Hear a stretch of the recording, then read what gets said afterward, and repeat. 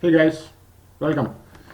So I'm planning to make some series of videos about MILL-TURN. Thought of making a MILL-TURN series using most commonly used machine tools on the market. Mazak i200 for Mazak 4 series, Morisiki NT. Then we're going to use the NTX.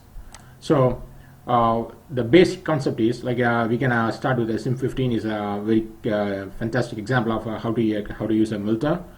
Now, based on it, build these machines. What we can do is we can start looking at the machine tool, how to set up the kinematics, how to set up the how to basically set up the part, program the part, how to post it based on creating either a linked post or we can create a different the different method types for using the MILL-TURN, using a configuration file and template settings. So again, like I said, it's going to be a series of videos. So we will see how to do that. Now let's cover the basic functionality of the machine tools. Let's start from a single channel, then we slowly build up into a two channel. So then we can go into multi-channel machines. Let's start here. Now the critical thing is it's easy to make the kinematics, but then it's critical that we need to make sure that once we have a template, the important thing is how to generate the toolpath and how to create a link post and use a head event, head user defined event. It's not a select head, but the head event to put it into the methods, each of the methods. So for example, if you are using let's say right now we're going to set all the axes to 0. So basically it's the MCS. The main MCS we're gonna set it up this way. So right now the absolute CC is pointing Z as up on the X towards the center line of the spindle, but in the MCS, the machine coordinate system is going to be Z is in the center line of the spindle. Most of the people know. So again, all these things are easy to set it up. We have template to set it up.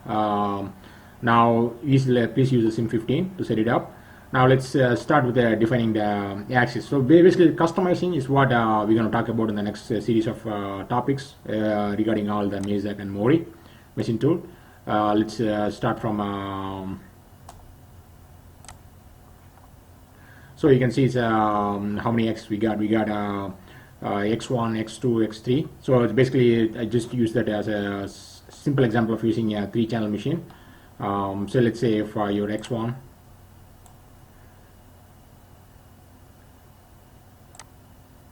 Y1, Z1, okay. So basically this is what it defines your spindles. You got 3 spindles, spindle 1 here, spindle 2 here, spindle 3 here. So again that bottom turret we have X and Y, X and Z axis, no Y axis. It has you can use a center line milling using either you can use stick tools or for live tooling we can use C axis to do that polar interpolation and cylindrical interpolation. So now let's go to that Mazak 4 series machine. So you can see this is a slant bed machine that basically the Y axis is at a slant bed. It's a non-orthogonal machine.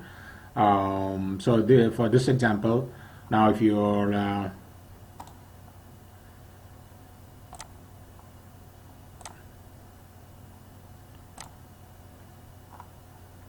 so this again we need to define that axis in the right way so that your spindle 0 is right at the spindle 0 of the MCS.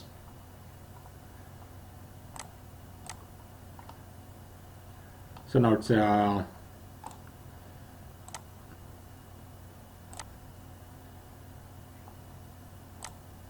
we have to make sure that the spindle 0 is what when you do the all the spindle basically for Mazak B0 is here for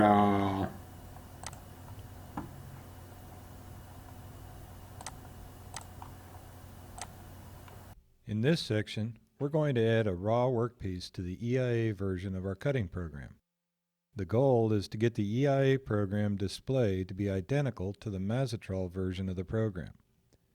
There are several ways we can create a raw workpiece, but let's keep things simple and use the easiest way. To get started, let's go to 3D Setup. On the 3D setup screen, with the EIA program called up, we want to go to Workpiece Material Setup. For a simple round part, we go to Workpiece Material Basic. We first need to select a shape, in this case a round piece. Then we simply define the dimensions A, B, and C. The A dimension is the OD of the stock. The B dimension is the ID of the stock, in this case 0. The C dimension is the length of the stock, or 5.05 inches. For operation, we want to use Unite. Subtract and intersect can be used to create a more complex stock model, but we don't need that in this case. Next, we have to describe the X, Y, and Z 0 point of the part. I want the X and the Y to both be at the center of the part with no offset from that center. However, I want the Z0 to reference the face of the stock. Also, I want the Z0 to be offset in minus 50 thousandths from the face of the stock, so material is removed with the facing pass. When I click on OK, you can see the intersecting lines for my axis 0 are actually slightly within the stock. When I click on Finish, the stock is inserted into the chuck jaws. The 0 of the part I just defined is aligned with the Z offset defined for the current work number. If the part has been defined correctly, it should fit neatly in the jaw diameter and against the back face, which it does. When I go back to the simulation screen, you can now see we have a part properly mounted in the head 1 chuck, just as we had in the Mazatrol version of the program. Running the simulation shows material being removed from the part, just as it did in the Mazatrol program.